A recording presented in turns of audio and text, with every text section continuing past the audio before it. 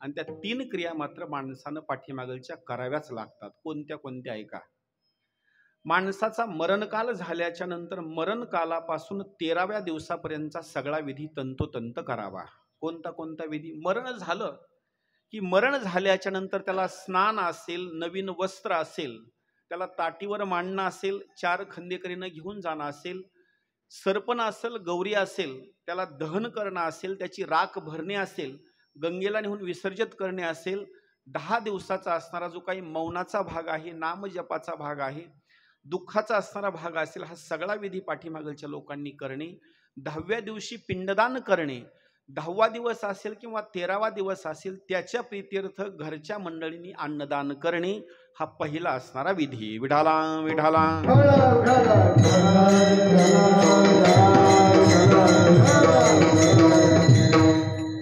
13 दिवस पूर्ण झाल्याच्या नंतर पाठीमागच्या लोकांना एक विधी सांगितलेला आहे. प्रत्येक महिन्याला त्या माणसाच्या बाबतीमध्ये एक माणूस जीव घालणे. म्हणजे प्रत्येक महिन्याला बरं का 6 मासिक असणारा घालणे. ते झाल्याच्या नंतर वर्ष श्राद्धाचा असणारा कार्यक्रम करणे. वर्ष श्राद्धाचा कार्यक्रम याच्या करता करायचा 1 वर्षामध्ये जेवढा काही विधी शास्त्रानं सांगितलेला आहे, पुराणानं सांगितलेला आहे, एवढा जर विधी आपल्या हातानं जर तंतोतंत झालेला नसेल तर तो सगळा विधी वर्ष श्राद्धाच्या दिवशी पूर्ण होतो. म्हणून वर्ष श्राद्धाचा कार्यक्रम करायचा. विठाला विठाला.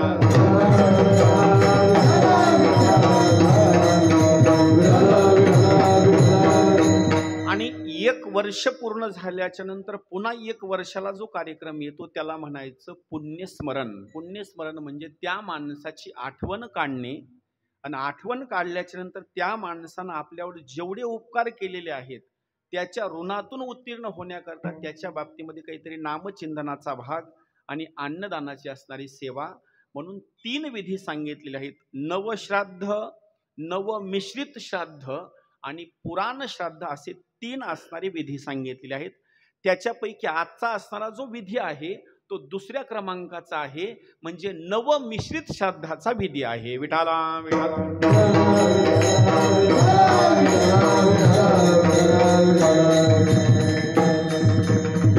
आता इथं विधी करत असताना कोण कोण विधी करतं ते ऐका बरं का. नंबर 1, विधी करत असताना या ठिकाणी आपल्या पती परमेश्वराच्या बाबतीमध्ये या ठिकाणी पत्नी असणारा विधी करते. म्हणजे पत्नी या ठिकाणी जिवंत आहे. आपल्या मालकाचा उद्धार व्हावा म्हणून हे अन्नदानाचा असणारा कार्यक्रम असेल, नामदानाचा कार्यक्रम असेल, पत्नीकडून सुद्धा असणारा हा विधी आहे.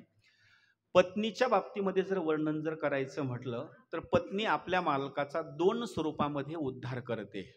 आता कसा कसा उद्धार करते ते लक्ष देऊन ऐका. नंबर 1, जर मालकाच्या अगोदर जर पत्नी मरण पावली, लक्ष द्या बरं का. ताई आता फोनवर बोलू नका, राहू द्या. पत्नी जर मालकाच्या अगोदर जर मरण पावली तर ती पुढं गेल्याच्या नंतर मालकाची वाट बघत पुढं जाते आणि वाट बघत तिथं बसते. मालका करता जागा धरून बसते. लक्ष येत नसेल, लक्षात येत नसेल तर परत एकदा दृष्टांत सांगतो. उदाहरणार्थ संभाजीनगरचं सर्कस स्टँड आहे. स्टँडवर गर्दी भरपूर झालेली आहे. एसटी मध्ये बसायला जागा नाही. पण मालकीनबाईनं काय केलं, पटकन कशी तरी गर्दीमध्ये सरकली, वर गेली आणि तिनं काय केलं माहिती का, स्वतः करता एक शीट धरलं आणि जवळची पिशवी तिनं काय केली, परत शीटावर धरून ठेवली. प्रत्येक माणूस यायचा, अहो आजी उचला ना हे बॅग गबाळ तुमचं. नाही नाही, मालक खालून यायलेत. जसं ती गबाळ आणून त्या शीटावर ठेवते का नाही, कशा करता, मालका करता, तसं पत्नी जर अगोदर मरण पावली तर पुढे गेल्याच्या नंतर वैकुंठामध्ये मालकाची येण्याकरता वाट बघते. जागा साफ करून मालका करता वाट बघते. पहिलं पत्नीचं कर्तव्य हे. विठाला विठाला.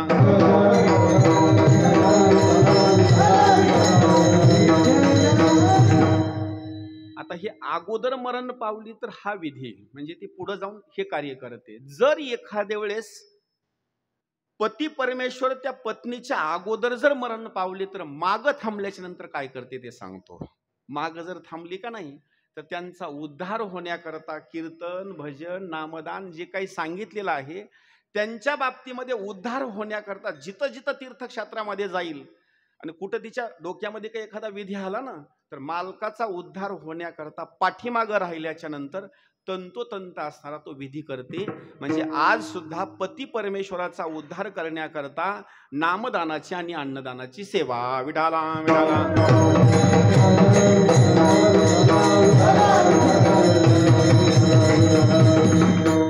जोपर्यंत त्या कन्येचं लग्न होत नाही तोपर्यंत तिला सगळ्यात जास्त जर आठवण कुणाची असेल ना, एक म्हणजे आपल्या आई वडिलाची, नंबर 2 आपल्या भावाची, नंबर 3 आपले चुलते कुणी असतील, जवळचं नातेगोत आहेत का नाही, हे सगळ्या जणाची लग्न होण्याच्या अगोदर तिला आठवण असते. पण एकदा जर लग्न झालं रे तिचं, लग्न झाल्याच्या नंतर आईला विसरते, लग्न झाल्याच्या नंतर बापाला विसरते, लग्न झाल्याच्या नंतर भावाला विसरते, सगळ्या गणगोताला विसरते. फक्त एका जणाचंच नातं जोडलेलं असतं पुन्हा, फक्त पती परमेश्वराचे. कारण ती पती म्हणजे तिच्याकरता कोण असतं माहिती का?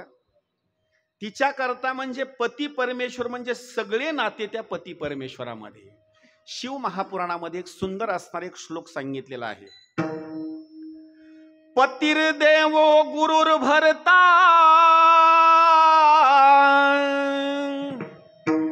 धर्म तीर्थ व्रतानि च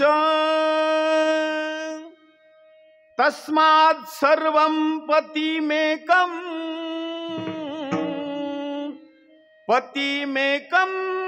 तु समर्चयेत्. तिच्याकरता पती जर कोण असेल तर माहिती का? पतिर्देवो गुरुर्भर्ता. तिच्याकरता देव जर कोण असेल तर त्या दुसऱ्या देवाला मानत नाही. पती परमेश्वर म्हणजेच पती, बस. आणि तिच्याकरता गुरु जर कोण असेल, तिच्याकरता गुरु सुद्धा पती परमेश्वरच. तिच्याकरता तीर्थ जर कोणतं असेल, तिच्याकरता तीर्थ सुद्धा तेच. तिच्याकरता व्रत जर कोणतं असेल, तिच्याकरता व्रत सुद्धा तेच. आणि त्या महिलेच्या बाबतीमध्ये एवढाच भाग सांगितलेला आहे की पती परमेश्वर म्हणजे सर्व भावे ध्यानी मनी पती, बस. दुसरं तिसरं कोणी सुद्धा नाही. आणि एक सांगतो, या दोन्ही मधली एकदा जर जोड फुटली का नाही, लक्ष करा बरं का, या दोन्ही मधली एकदा जर जोड फुटली का नाही, तर जोड फुटल्याच्या नंतर सगळ्यात जास्त असणारा जो पाठीमाग व्यक्ती राहतो त्याला सगळ्यात जास्त असणारं दुःख होतं. विडाला विडाला.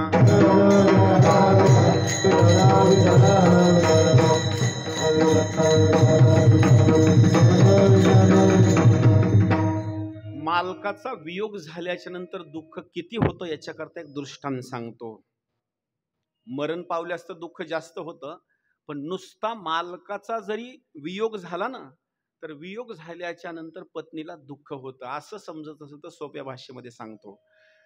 पती आणि पत्नीचे भांडणं झाले, मालकाला कुठेतरी दुसऱ्या गावाला निघून जायचं आहे, दोघांची भांडणं झाले. पण भांडणं झाल्याच्या नंतर मालक जर एसटी मध्ये रेल्वेमध्ये कुठं जर बसून जात असतील प्रवास करीत असताना, तर भांडणं झालेली पत्नी सुद्धा घरून पुन्हा 2 तासाला फोन करते बरं का, भाकर सोबत दिलती, जेवण केलं का, जागा भेटली का, पाऊस तिकडं कसा आहे. एवढं जरी भांडणं झाले असेल तर मागून काळजी करणारी कोण आहे माहिती का? पत्नीच काळजी करणार आहे, दुसरं तिसरं कुणीच काळजी करत नाही. आणि तो दृष्टांत सांगतो, मालकाचा आणि पत्नीचा जर असणारा थोडासा वियोग झाला तर किती दुःख असतं याच्याकरता दृष्टांत भावार्थ रामायणामधला आहे. सीता मातेचा आणि प्रभू श्रीरामचंद्रजीचा नुसता वियोग झाला, कुणीही मेलं नाही बरं का, नुसता वियोग झाला, तर त्या वियोगाचं दुःख किती झालं ते ऐका. त्या सीता मातेनं एका राक्षसनीला प्रश्न विचारला, त्रिजटेला, वासुकीच्या वनी सीता शोक करी, वासुकीच्या वनी सीता शोक करी, काहो अंतरले रघुनाथ दूरी, येवोनी गुंफे माझी दुष्टे केली चोरी, सांगवो त्रिजटे सखये ऐसी मान, सांगवो त्रिजटे सखये ऐसी मान. एक बोलतो, तेवढ्या अशोक वाटिकेमध्ये त्रिजटेला प्रश्न विचारला आणि त्रिजटेने उत्तर दिलं सीतामातेला. सीतामातेला त्रिजटा सांगते, खरं सांगू सीता, ज्या मालका करता तू शोक करतेस, रडतेस का नाही, मी राक्षसीन असून तुला सांगते, एक ना एक दिवस प्रभू श्रीरामचंद्रजीची आणि तुझी भेट होणार म्हणजे होणार. आता आपण एवढे जण आहोत, या पत्नीच्या बाबतीमध्ये कुणीतरी असं सांगल का आता की तुमची आणि मालकाची भेट होणार आहे? असं कोणीच सांगणार नाही बरं का आता. कारण जे मालक अनंताच्या प्रवासाला गेलेले आहेत, आता त्यांची आणि यांची मात्र भेट नाही. विठाला विठाला.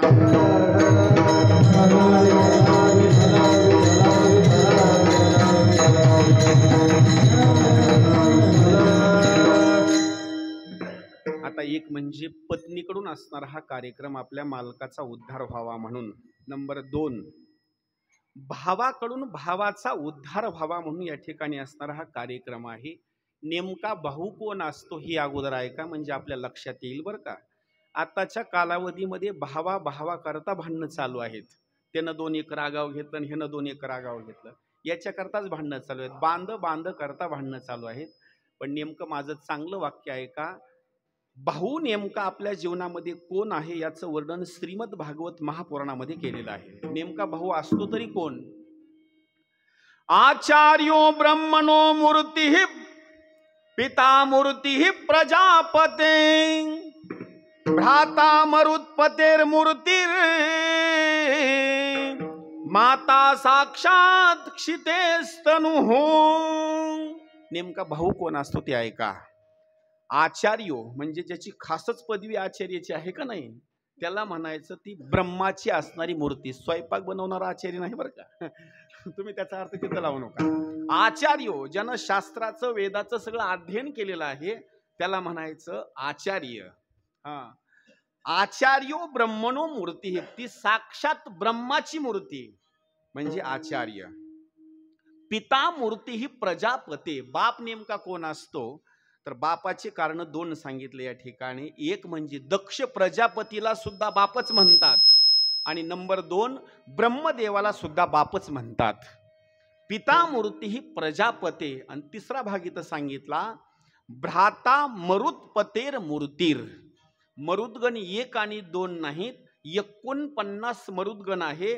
33 कोटी देवतांचा असणारा जो राजा आहे त्याचं नाव इंद्र आहे. आपला असणारा जो भाऊ जर कोण असेल तर साक्षात इंद्राची असणारी मूर्ती म्हणजे भाऊ आहे. आणि ही पृथ्वी माता म्हणजे आपली आई आहे. विठाला विठाला.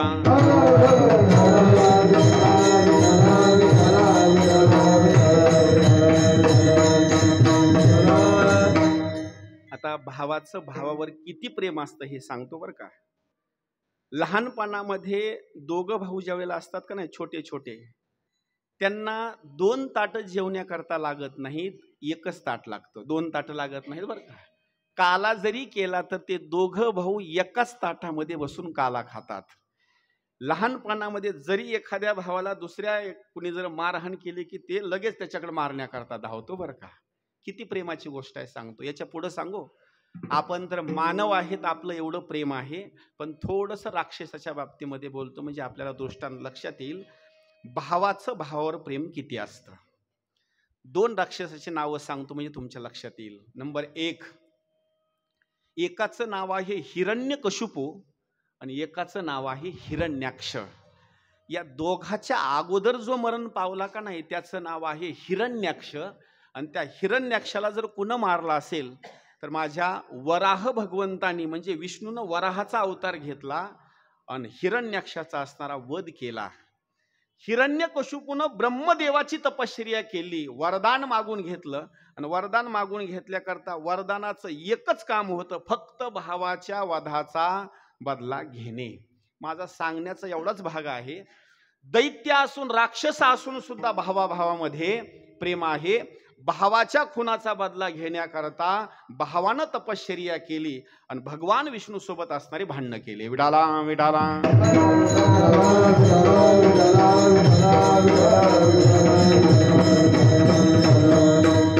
ऐका दुसरा दृष्टांत. राजा रावणाच्या बाबतीमध्ये त्याला दुसरे आणखी 2 भाऊ सांगितलेले आहेत.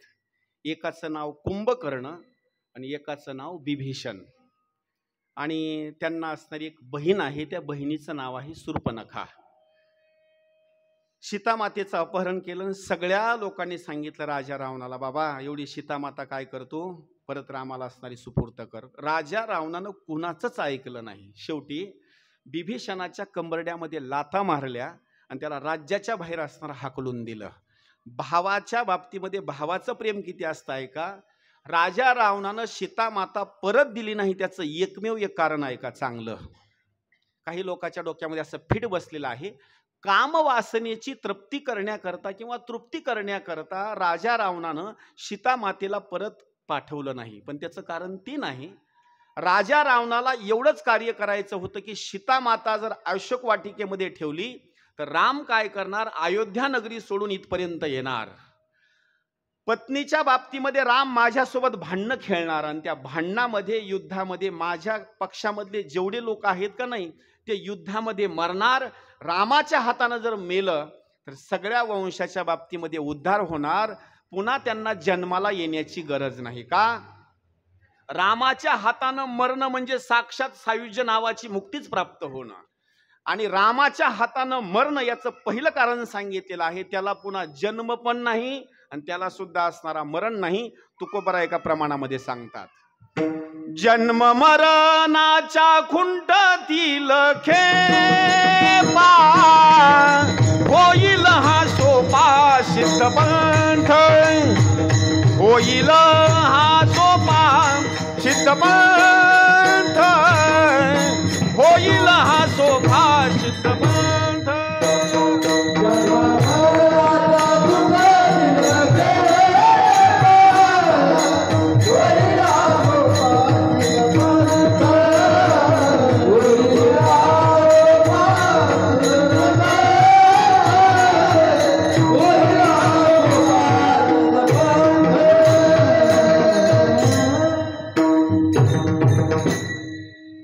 मधला युद्धाचा भाग सगळा कट करतो बरं का, मला जो सांगायचा तरी रामकथेचा तो विषय आता इथं नाही.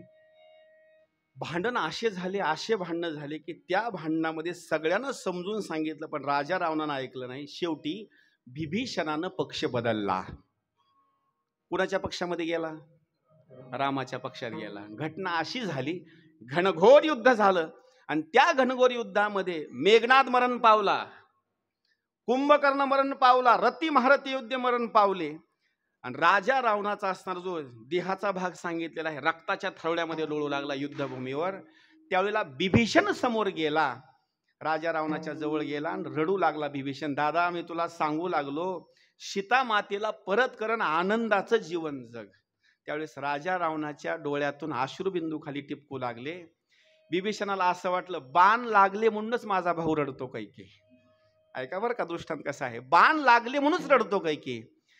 पण रडणंच थांबना. शेवटी बिभीषणानं प्रश्न विचारला, दादा का रडता, त्याचं कारण तरी सांगा. खरं सांगू का बिभीषणा, मी माझं राज्य गेलं याच्याकरता रडत नाही, मेघनाद मरण पावला याच्याकरता रडत नाही, कुंभकर्ण मेला याच्याकरता रडत नाही, एवढी लोकसंख्या मरण पावली याच्याकरता रडत नाही. फक्त दुःख मला याचं होतं, सगळ्या जणाचा उद्धार झाला, फक्त बिभीषणा तुझा उद्धार झाला नाही. आपण त्या राजा रावणाला राक्षस समजतो, पण पक्ष बदलल्याच्या नंतर सुद्धा ज्याचं प्रेम भावावर आहे त्याला म्हणतात भाऊ. विडाला विडाला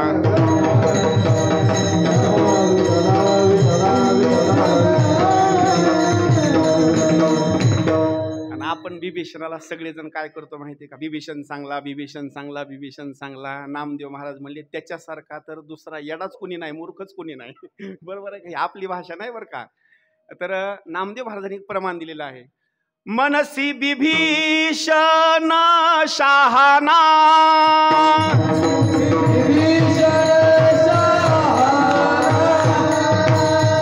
मनसी बिभीषण शहाना,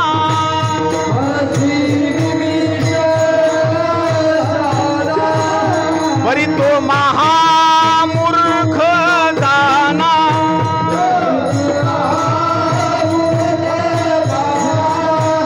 काय तो रामासी भेटला,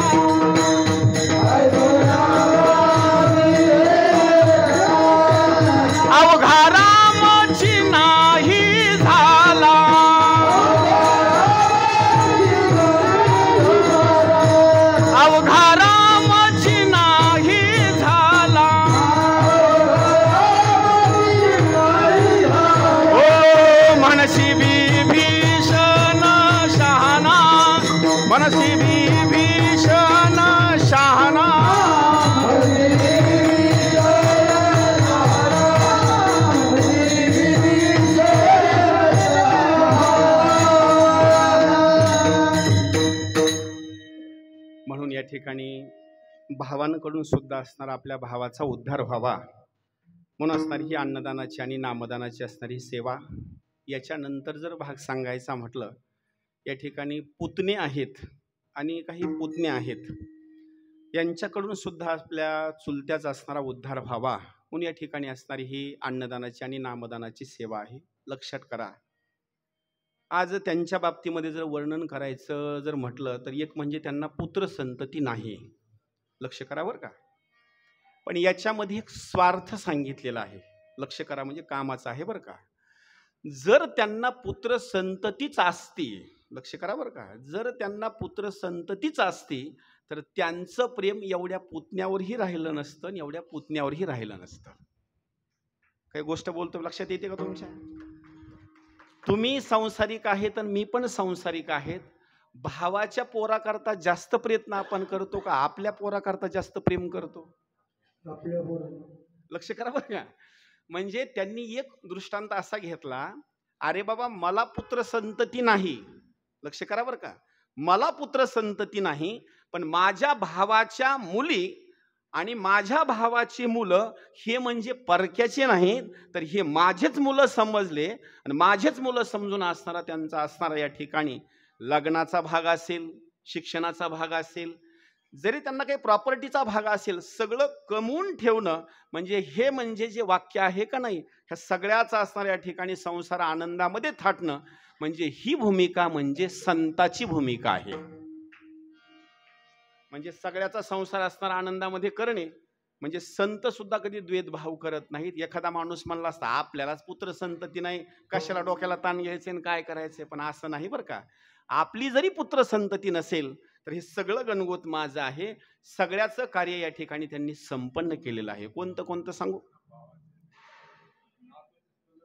म्हणजे एवढंच नाही, बहिणीचा विवाह असेल, ऐका, बहिणीचा विवाह असेल, भावाचा विवाह असेल, संसाराच्या बाबतीमध्ये जमिनीचा भाग असेल, काबाड कष्ट असणारी करण्याची भूमिका असेल, नातवापर्यंत असणारं जाग्यावर थांबून असणारं सगळं नियोजन करणं म्हणजे एवढी सोपी भूमिका नाही बरं का. आणि हे पुतणे असतील त्यांनी आपल्यावर उपकार केलेला आहे म्हणून त्या उपकाराची परतफेड काहीतरी व्हावी म्हणून या ठिकाणी अन्नदानाची नामदानाची सेवा. विडाला विडाला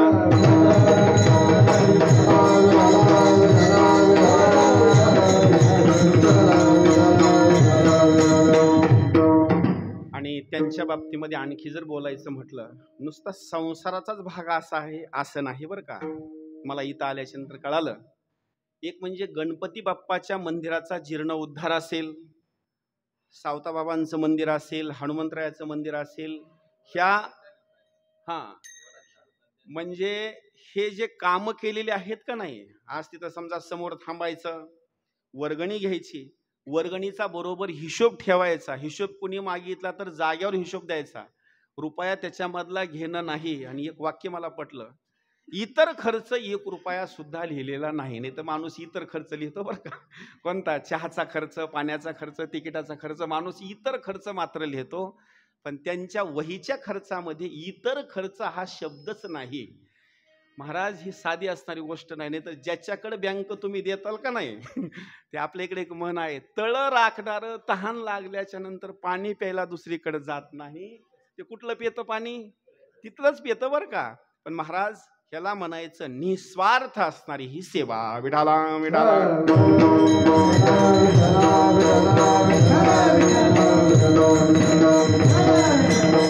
आणि बाबाच्या पुण्याच्या बाबतीमध्ये कार्य सांगतो कोणतं आहे. अन्नदाने दृढ आयुष्य, ऐका बरं का, अन्नदाने दृढ आयुष्य, मंदिरदानी भुवन पालखी. मंदिराचं जर काम जर केलं ना, त्याच्याकरता भुवन आणि पालखीचा असणारा भाग आहे. पुन्हा उदकदाने सदा सुखी आणि सुपरिमळू उपचारा, म्हणजे त्यांची ती 3 कार्य आहेत. एवढंच नाही, जरी त्यांचं शरीर इथून निघून गेलं असेल ना, लक्ष करा, जरी त्यांचं शरीर निघून गेलं असेल पण त्यांनी केलेलं कार्य निघून गेलेलं नाही. कार्य मात्र जशाला तसं जाग्यावरच आहे. आता जर त्यांना बघायचं म्हटलं तर गणपती बाप्पाच्या मंदिराकडे बघा, त्यांचीच मूर्ती दिसणार.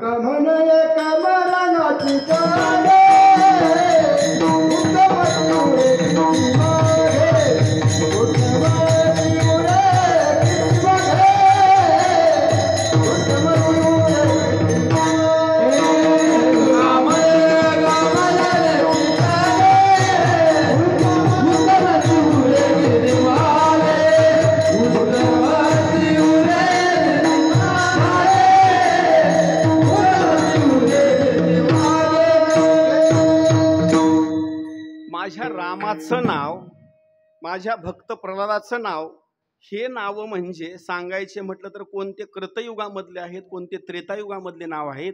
कलियुग चालू आहे. जरी इथून पृथ्वी तलावून त्यांचा अवतार जरी निघून गेलेला असेल तर आज सुद्धा त्यांची कीर्ती जशाला तशी असणारी अजरामर आहे. तसं बाबाच्या बाबतीत जर बोलायचं म्हटलं ना, शरीरानं तुम्हाला ते दिसणार नाहीत, पण त्यांनी केलेलं कार्य जर बघायचं असेल आणि त्यांना मूर्तीमध्ये बघायचं असेल, जर तुम्ही गणपती बाप्पाच्या मंदिराकडे गेला तर त्यांची मूर्ती डोळ्याच्या समोर येईल. सावताबाबाच्या मंदिराकडे तुम्ही गेला तर त्यांची मूर्ती डोळ्याच्या समोर येईल. आणि हनुमंतरायाच्या मंदिराकडे गेला तर डोळ्याच्या समोर त्यांची असणारी मूर्ती येणार. याचं कारणच एक आहे. वा वा, बघा, म्हणजे वडाचं झाड सुद्धा त्यांनी लावलेलं आहे. म्हणजे विचार करा, आज त्या छायेला किती माणसं थांबतात, विचार करा बरं का. म्हणजे हे सगळं जे कार्य केलेलं आहे का नाही, शरीरानं निघून गेले, पण त्यांची कीर्ती मात्र आजर अमर आहे. याच्या पुढे आणखी एक बोलतो. वाल्मिक महाराज इथं आहेत. आमचा सकाळी एक विषय निघाला, तुम्ही ज्या ज्या ठिकाणी पूजेला बसता का नाही, पूजेला बसल्याच्या नंतर पिंडदानाचा विधी किंवा दुसरी कुठली जर पूजा असेल ना, तर ब्राह्मण तुम्हाला विचारतो, सांगा तुमच्या बापाचं नाव. बापाचं नाव माहिती असतं बरं का. बरं सांगा आजोबाचं नाव.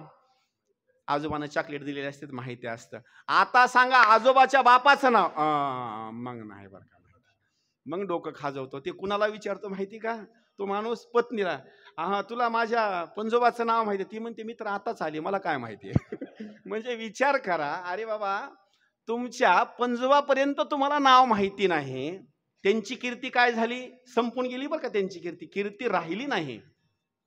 कीर्ती अशी कमवा की आपल्या पिढानपिढी निघून गेल्या पाहिजे, पण आपलं नाव मात्र कीर्तीच्या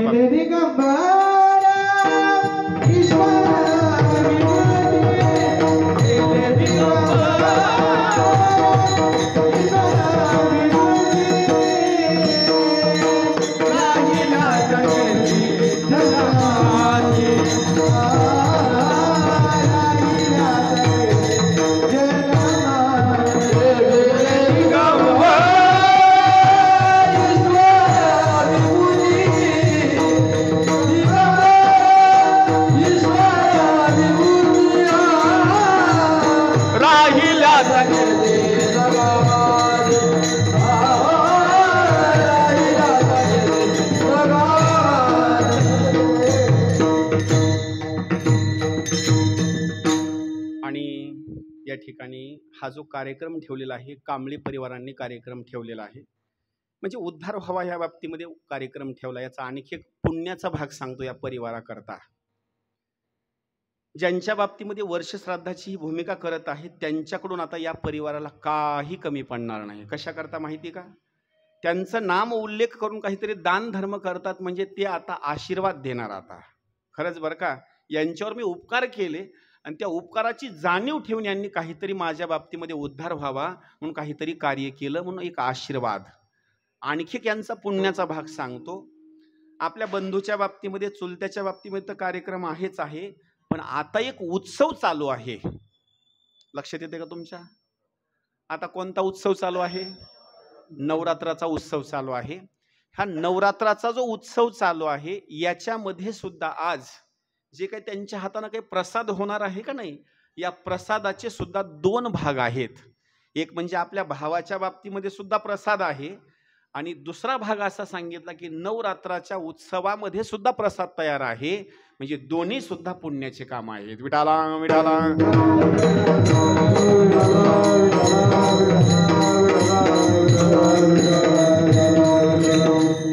आता थोडासा विषय मी जरा साईडला मांडतो बरं का, कारण तुम्ही आताच्या कालावधीमध्ये हे वर्ष श्राद्धाचे कीर्तन अनेक ऐकलेले आहेत, पण थोडासा विषय साईडला घेतो आणि ते तुमच्या कामाचा विषय आहे म्हणून मी मांडणार आहे बरं का. लक्ष करा. आता जर या ठिकाणी हा जो कार्यक्रम चालू आहे यांच्या बाबतीमध्ये वर्णन करायचं म्हटलं तर पुतणी आहे, पुतना आहे, भाऊ आहे किंवा नाते गोते आहेत, कुणीतरी आहे यांना.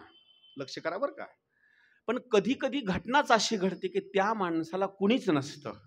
लक्ष करा. आता मग नेमका तो माणूस मरण पावल्याच्या नंतर त्याचा विधी तरी नेमका कोण करायचा हा प्रश्न आहे बरं का. आता त्याला कुणीच नाही आणि त्याचा नेमका विधी तरी कोण करायचा याच्याकरता एक मोठा पुरावा देतो, म्हणजे तुमच्या लक्षामध्ये राहील नेमका विधी करायचा कोण.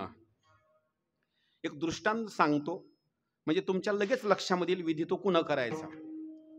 श्रीकृष्ण भगवंताचा जन्म झाला आणि जन्म झाल्याबरोबर कंसानं सुरुवातीला एक स्त्री पाठवली राक्षसीन मारण्याकरता. तिचं नाव काय? पुतना. पुतना आली आणि पुतना आल्याच्या नंतर श्रीकृष्ण भगवंतानं काय केलं, पंचप्राण असतील, दूध असेल, रक्त असेल असं ओढण्याकरता सुरुवात केली आणि पुतना नावाच्या राक्षसनेचा असणारा वध झाला. आता माझा प्रश्न काय, लक्ष करा बरं का. पुतना म्हणायची एक राक्षसीन होती, मेली कुठं ती? ठिकाण तिचं सांगा, ठिकाण. आम्हाला काय माहिती, आम्ही काही मातीला नव्हतो बरं का. तसं नाही. कुठं मेली माहिती का ती? अहो ती गोकुळामध्ये मेली. बरं, गोकुळामध्ये तिचं कुणी नातेवाईक होतं का तिथं? बोलत राहा बरं का. आता काय असं हे थांबू नका. असं गोकुळामध्ये तिचं कुणी नातेवाईक कुणी काही होतं का? कुणीच नाही. आता मरण तर पावली, विधी नेमका कुणा करायचा याला तिथं भाग सांगितला भागवतामध्ये. ज्या माणसाला कुणीच नसतं त्याचा विधी नेमका कुणा करायचा. त्या गावामध्ये राहतो जो पाटील. लक्ष करा. त्या गावामध्ये जो राहतो पाटील, पाटील जाग्यावर उपस्थित नसेल, त्या गावामध्ये जो राहतो कोतवाल. नंबर 2, जर कोतवाल जाग्यावर नाही, पाटील जाग्यावर नाही, तर गावचा असणारा मेन मुखिया म्हणजे ज्याला आपण सरपंच म्हणतो. हा, आता हे इथलं सांगा नाही बरं का मी, हे मी कीर्तनातली परंपरा सांगतोय. हा, असा जर बेवारस माणूस मरण पावला, जो गावचा राजा आहे, जो असणारा पुढारी व्यक्ती आहे, त्यांना असणारा तो तंतोतंत असणारा विधी करायचा. जर तो विधी करत असताना त्या माणसानं जर नाही केला तर त्याला सुद्धा तो दोष मात्र लागतो. विडाला विडाला.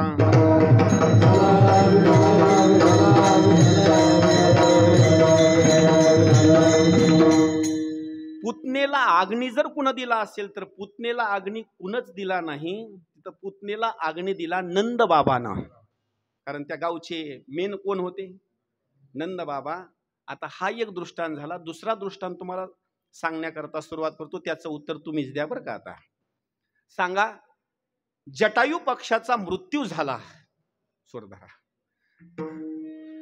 जटायू पक्षाचा मृत्यू झाला. जटायूला कोण होतं मृत्यू झाल्याच्या नंतर जवळ? रामाचा आणि जटायू पक्षाचा काही अर्थार्थी संबंध, काही नातेवाईक, काही भाऊकी वगैरे काही होतं काय? काहीच संबंध नाही. फक्त एवढाच संबंध, पत्नीच्या बाबतीमध्ये असणारा सहकार्य केल्याची भूमिका. रामानं दशरथ राजा मरण पावला, त्याच्या मातीला नाही, राखला नाही, कशालाच कुठल्याच कार्यक्रमाला नाही, पण जटायू पक्षाचा सगळा विधी जर कोण केला असेल तर माझ्या प्रभू श्री रामचंद्रजींनी. विडाला विडाला.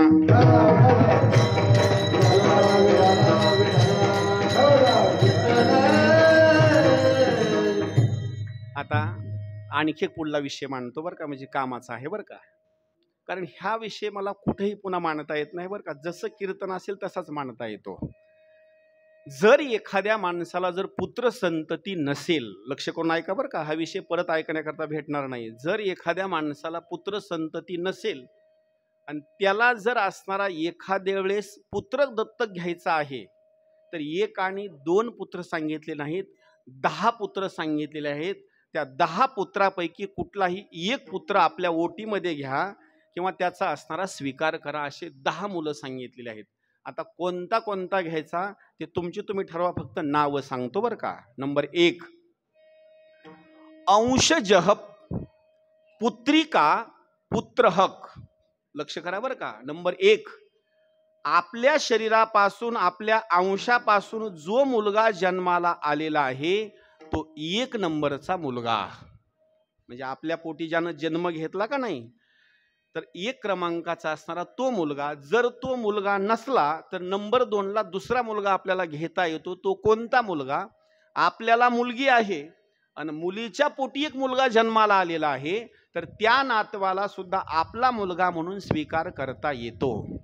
नंबर 3, क्षेत्र जो ज्या क्षेत्रामध्ये जन्माला आलेला आहे, म्हणजे आपण या गावात राहतो, हे क्षेत्र आहे, या क्षेत्रामध्ये जो जन्माला मुलगा आलेला आहे त्या मुलाला आपल्याकडे घेता येतं.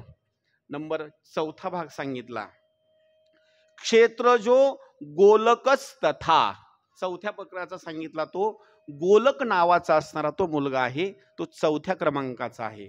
5व्या क्रमांकाचा मुलगा सांगितलेला आहे कुंडहस, म्हणजे जो कुंडामधून जन्माला येतो त्या मुलाचा सुद्धा तुम्हाला स्वीकार करता येतो.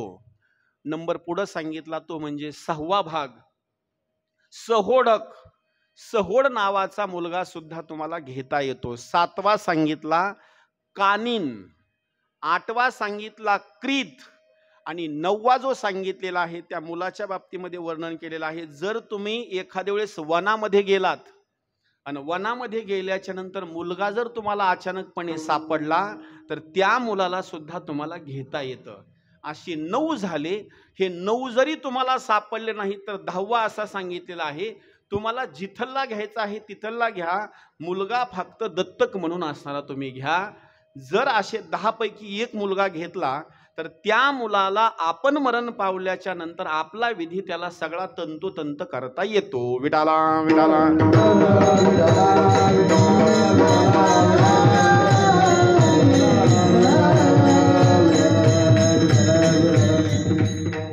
आता याच्या पुढे बोलतो बरं का, लक्ष देऊन ऐका.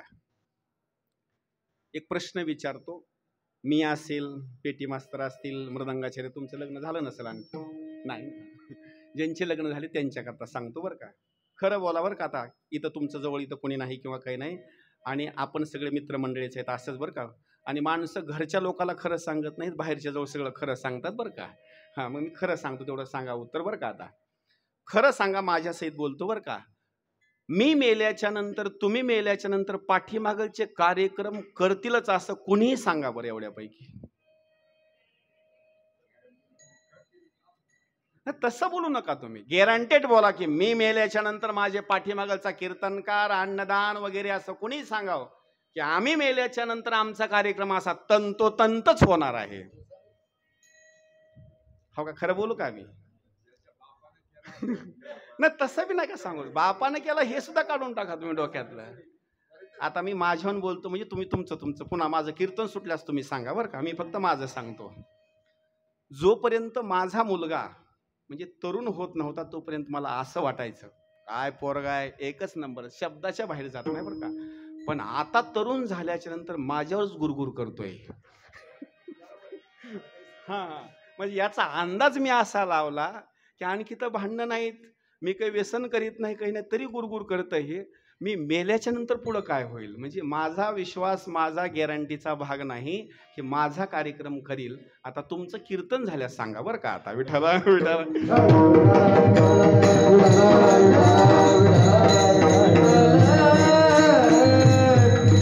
आता ऐका, याला गरुड पुराणामध्ये 16व्या अध्यायामध्ये वर्णन केलेलं आहे. लक्ष देऊन ऐका बरं का, कामाचा विषय आहे.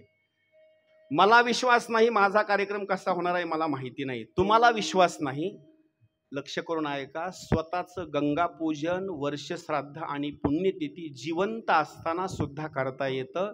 ज्याला विश्वास नाही त्यानं जिवंत असतानाच कार्यक्रम करून टाका, डोक्याला ताण घेऊ नका.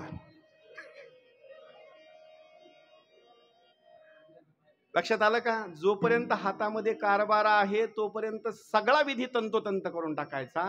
कसा करायचा हे सुद्धा सांगतो बरं का, म्हणजे पुन्हा शंका नको बरं का. एक म्हणजे आश्विन महिना असावा, नंबर 2ला असणारा कार्तिक महिना असावा.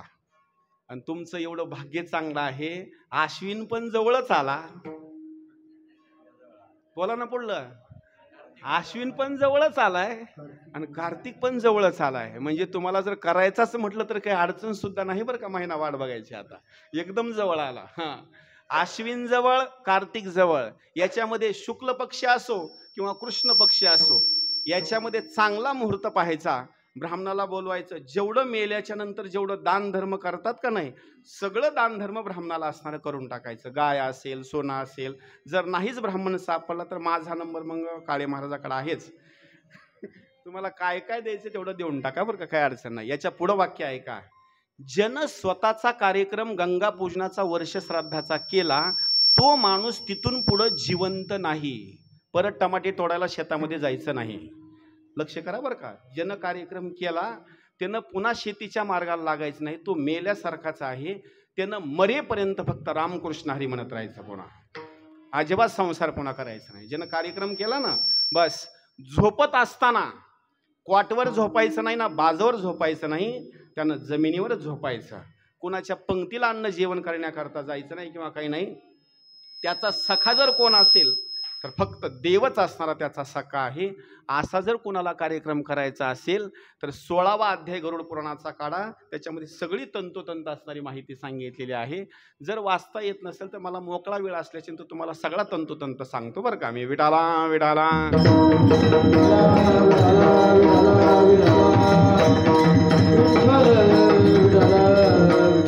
म्हणून या ठिकाणी आज वर्षश्राद्धाच्या बाबतीमध्ये जो या ठिकाणी अभंग घेतलेला आहे तो अभंग आहे नाथरायांचा. आणि अभंग घेण्याचे कारण असं आहे, कलियुगामध्ये माणसाचा उद्धार जर कशानं होत असेल तर तो कीर्तनानं असणारा तो उद्धार होतो. एक आणि कीर्तन म्हणजे काय, कीर्तन म्हणजे दुसरं तिसरं काही नाही. पटका बांधणं, कंबर बांधणं हे म्हणजे अजिबात कीर्तन नाही बरं का. कीर्तन काय आहे, कीर्तन खरं म्हणजे काय, नामसंकीर्तन साधन पैसोपे, देवाचं नाव घेणं हेच असणारं कीर्तन आहे. मग कोणतं नाव घ्यावं तर ठाईच बैसोनी करा एक चित्त, आवडी अनंत आळवावा. कोणतं नाव, रामकृष्ण हरी विठ्ठल केशवा, बस हा पावा सर्व काळ. नाथरायाचा सेवेकरिता अभंग घेतलेला आहे. आणि नाथराय म्हणतात दुसरं तिसरं नावच घेऊ नका, हे 3 नावं तुम्हाला सांगतो, हेच नाव जपा. अभंगाचं पहिलं रामकृष्ण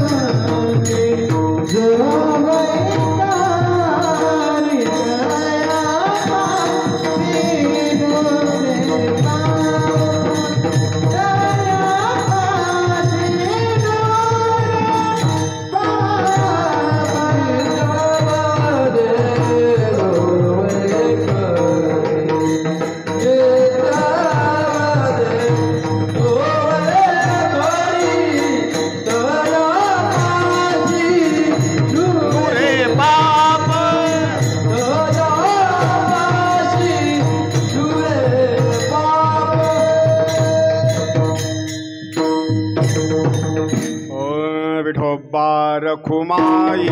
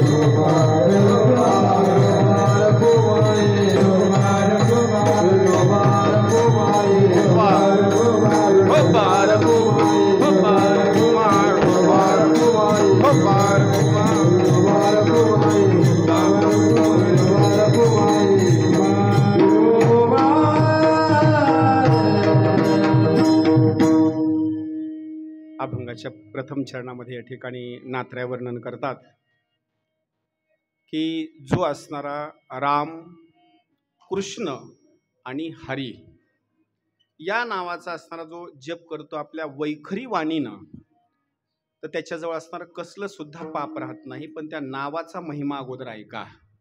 हे नाव आपण एका वेळेला ऐकत नाहीत बरं का.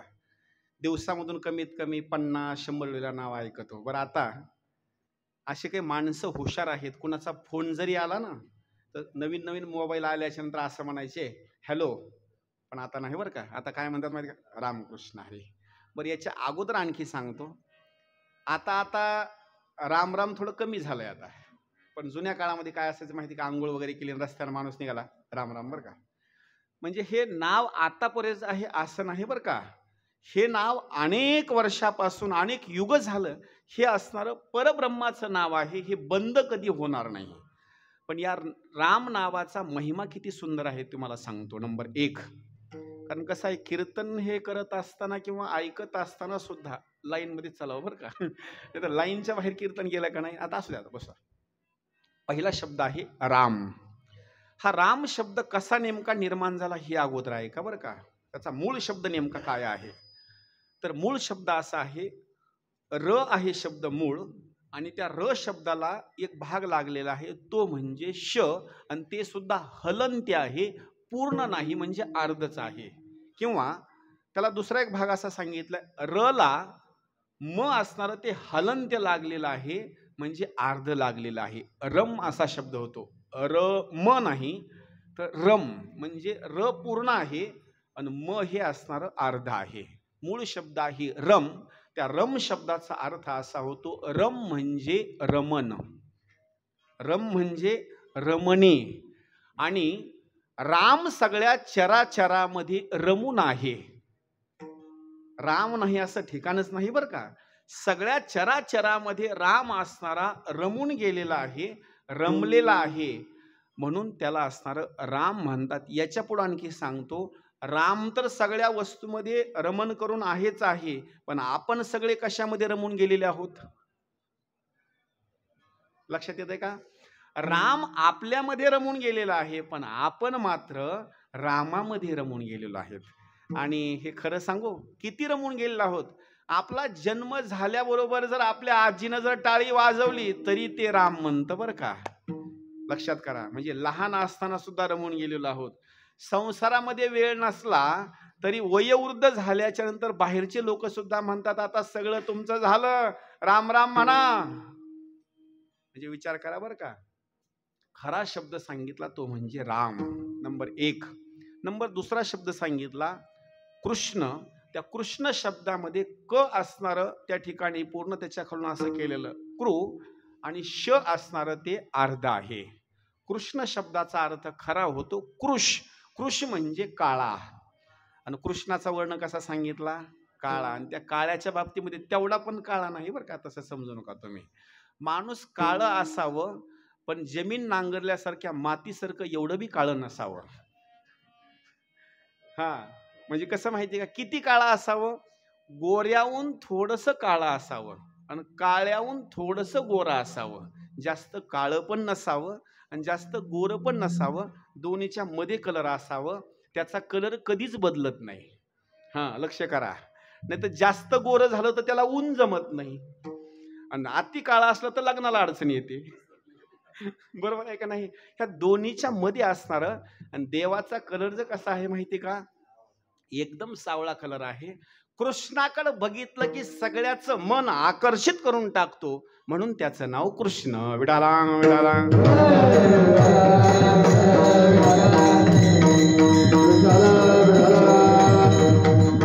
आणि योगानं या सगळ्या कार्यक्रमाचं नियोजन कोण केलं माहितीये का, कृष्णानंच केलं बरं का. म्हणजे हे कृष्णा भाऊ धनेधर सगळ्या शेवटला उभं टाकलेत का नाही. म्हणजे इथं कीर्तन होत असताना तारीख माझी घेतली, पण इथल्या सुद्धा लोकांना माहित नाही नेमकं कीर्तन कोणाचं आहे. इथं अगोदर कीर्तन झाले, पण तिकून तारीख आल्यामुळे तुमच्या पण लक्षात राहिलं नाही ना. मग आळंदीचे महाराज म्हटल्याच्या नंतर काळे महाराजांच्या लक्षात आलं, महाराज हेच असणार. पण या ठिकाणी दुसरा शब्द सांगितला तो म्हणजे कृष्ण, आणि तिसरा शब्द सांगितला हरी.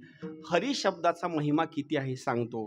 हरी उच्चारणी अनंत पापरासी, जातील लयासी क्षण मात्रे, तृण अग्नी मेळे समरस झाले, तैसे नामे केले जपता हरी.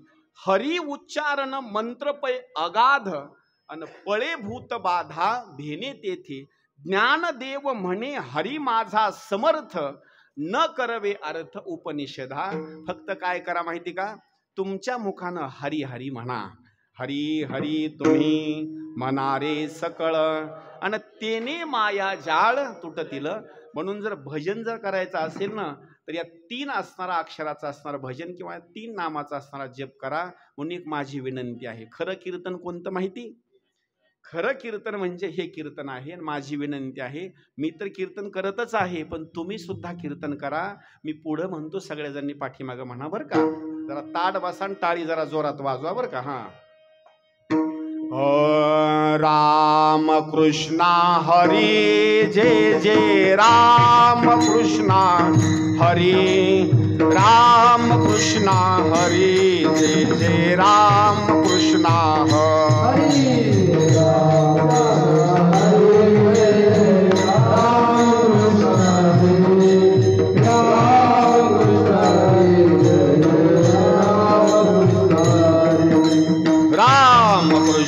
हरे जय जय राम कृष्णा हरे, राम कृष्णा हरे जय जय राम कृष्णा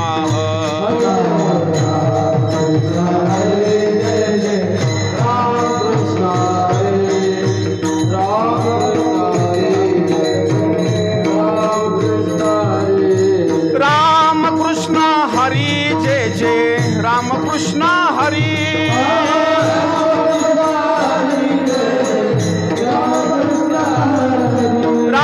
कृष्णा हरी जय जय राम कृष्णा हरी.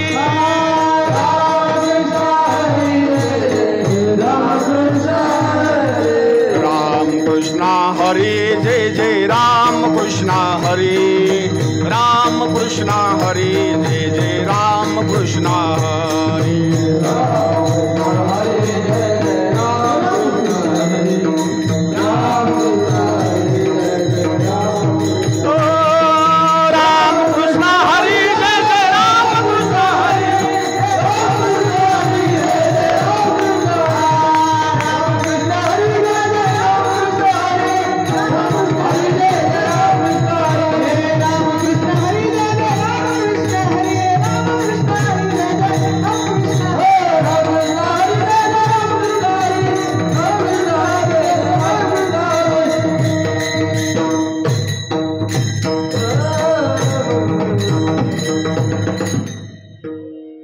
तशी कीर्तनाची वेळ झालेली आहे, 12 बरोबर वाजलेली आहेत. पण कसं आहे, तुमची सगळ्या जणांची प्रार्थना आहे पाऊस पडत नाही म्हणून बरं का. पण मी थोडं सांग की थोडं कीर्तन 10 मिनिटं लांब होतो बरं का. कशा करता?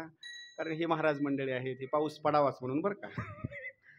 दरवर्षी लोकांचं एकच गाणं असतं, महाराज पाऊस कधी पडल, महाराज पाऊस कधी पडल. आता यावर्षी असं म्हणतात, उघडल कधी. बरोबर आहे का? महाराज किती सोपी असणारी भूमिका आहे सांगतो बरं का. ऐका, हे कीर्तन जे आहे का नाही, अभंग सुटला म्हणजे मला पण समाधान वाटतं बरं का. कारण आळंदीला परत जायचं म्हणलं का नाही, जेवढं पाठ करून आलोय तेवढं सांगितल्याशिवाय मलाही जमत नाही बरं का, अर्धवट जमत नाही बरं का अजिबात. ऐका आता, रामकृष्ण हरी आणि नित्य वदे जो वैखरी. वैखरीनं असणारा रामकृष्ण हरीचा जप करावा. पण कोणत्या वैखरीनं करावा? आपल्याजवळ 4 वाणी आहेत. ह्या वाणी कुठं कुठं आहे ते लक्षात ठेवा बरं का.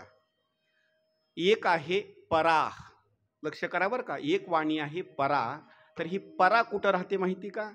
आपल्या बेंबीच्या ठिकाणी परा वाणी राहते. हे दुसरीकडे कुठंच राहत नाही. पण शक्यतो ही परावाणी शांत स्वरूपामध्ये आहे, परब्रह्माच्या स्वरूपामध्ये आहे, एकदम शांत अशी. पण शक्यतो ही वाणी आपण कधी खर्च करतो माहिती का? दमानं बोलून जमत नाही, त्याच्यानंतर शेवटच्या टोकाला ही वाणी वापरतो. बेंबीच्या म्हणतो ना माणूस, बेंबीच्या देठापासून ओरडला हो.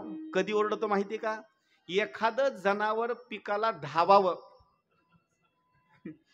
बरोबर आहे का नाही, त्यावेळेला या वाणीचा युतून वापर करतो. याच्या पुढे सांगू, घरचे लोक ऐकच ना गेलेत तवा या वाणीचा जास्त उपयोग करतो. याच्या पुढे सांगू, जुंधळा पेरलेला असावं पाखरं उठतच नाहीत. त्यावेळेला बिंबीच्या देठापासून ओरडण्याकरता सुरुवात करतो. ही वाणी आहे. इथं हिचं नाव आहे परा. नंबर 2 दुसरी वाणी आहे ती म्हणजे पश्यंती. ही आहे हृदयाच्या ठिकाणी. 2 तिसरी वाणी आहे मध्यमा. ती कंठाच्या ठिकाणी राहते. सकाळी देवपूजा झाल्याच्या नंतर घरच्या लोकांनी कोणीच ऐकू नये याच्याकरता काय करायचं माहिती का, आपल्या कंठाचा आवाज फक्त आपल्या कानाला यावा. होठ तिथल्या तिथं असणारे असे हलावे बरं का. आपला त्रास दुसऱ्याला होऊ नये. नाही तर मग दर्शनाच्या बारीला लागलं की तिथंच मग ज्ञानबा तुकाराम मोठ्याला त्रास म्हणायचा. इकडं गावाकडे काहीच नाही, अजिबात नाही. पण दर्शनाच्या बारीला लागल्यास नवीन नवीन गवळणी म्हणायच्या. ते गरज आहे का मी म्हणतो तिथं. इकडं काहीच नाही गावाकडे, पण बारीला लागल्यास नवीन नवीनच अभंग काढणार. अरे मध्यम म्हणणं काही अडचण नाही ना, आपला त्रास लोकाला होणे किंवा काही नाही असं. ही मध्यमा वाणी कंठामधली. आणि शेवटची वाणी ती जी सांगितली ती वैखरी वाणी. मी ज्या वाणीनं बोलत आहे, तुम्ही सगळे ज्या वाणीनं बोलत आहेत का नाही, ही वैखरी वाणी आहे. आणि या वैखरी वाणीनं रामकृष्ण हरी तुम्ही म्हणा. जर तुम्ही या वाणीनं जर म्हणत जर गेलात ना, तर तुमच्याजवळ कसलंच पाप राहणार नाही. अभंगाचं दुसरं चरण.